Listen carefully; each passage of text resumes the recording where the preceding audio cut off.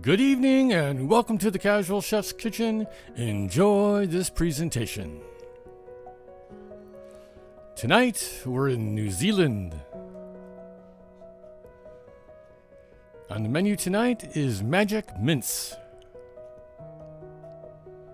The morning mise en place. Just after prep. The evening mise en place in order of appearance. Heating up some oil in a saute pan. Add the onion and saute for a few minutes. Add the garlic and saute for about 30 seconds.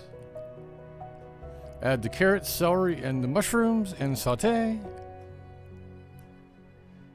Push the veggies aside and add the beef. After the beef is browned, basically, add the thyme. Then I add the peas. Then I add the tomato products and stir it all in. Then I add the beef stock. And then that will simmer for about 45 minutes. And here's the final presentation. Thank you for joining me here at the Casual Chef's Kitchen. I hope you enjoyed this presentation.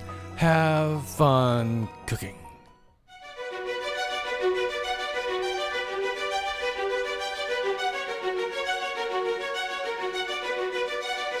Thank you.